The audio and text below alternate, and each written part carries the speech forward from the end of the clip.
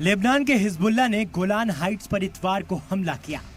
एक football ground में हुए मिसाइल हमले में 12 बच्चों और नौजवानों की मौत हो गई। इस वाकये के बाद इजराइल और हिजबुल्लाह के बीच एक बड़े जंग का खदशा जाहिर किया जा रहा है। इजरायली सरहद के करीब रहने वाले लोग दहशत में हैं।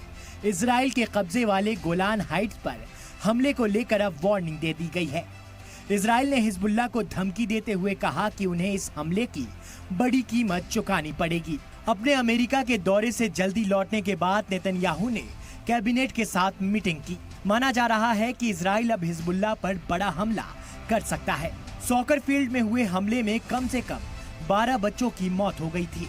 इजराइल के नॉर्थ बॉर्डर में ये अब तक का सबसे खतरनाक हमला था।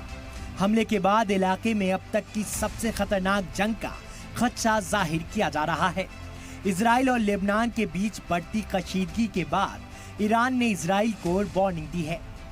ईरान ने कहा कि अगर इजराइल ने लेबनान में हिजबुल्लाह के खिलाफ आर्मी ऑपरेशन शुरू किया तो इसके नतीजे तबाहकुन होंगे।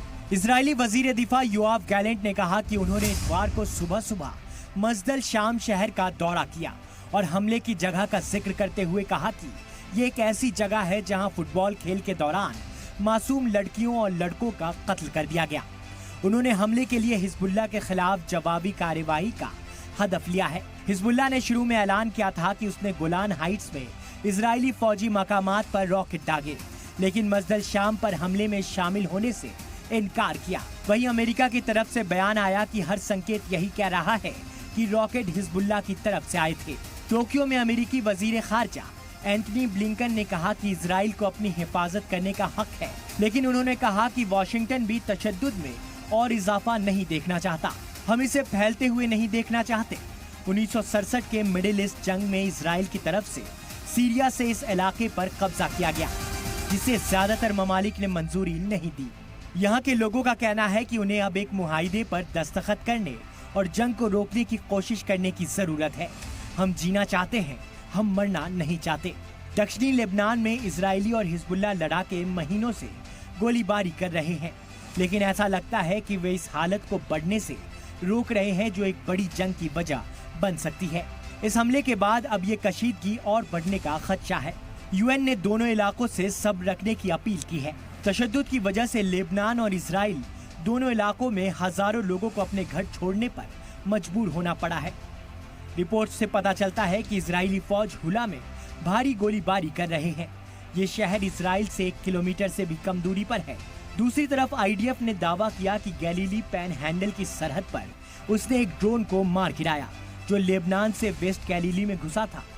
हालात को देखते हुए कई एयरलाइंस ने बैरूत हवाई अड्डे के अंदर और बाहर की उड़ानें रद्द कर दी।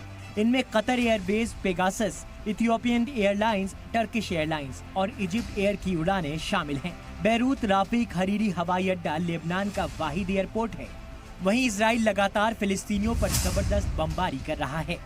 इजराइल ने फिलिस्तीनियों को चले जाने का हुक्म देने के कुछ ही घंटों बाद बुरेज और नुसरत राहत कैंप पर हवाई हमले किए।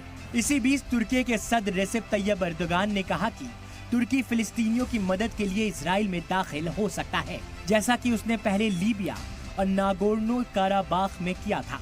हालांकि उन्होंने ये नहीं बताया कि वह किस तरह से दखल के बारे में बोल रहे हैं। ब्यूरो रिपोर्ट, सलाम टीवी।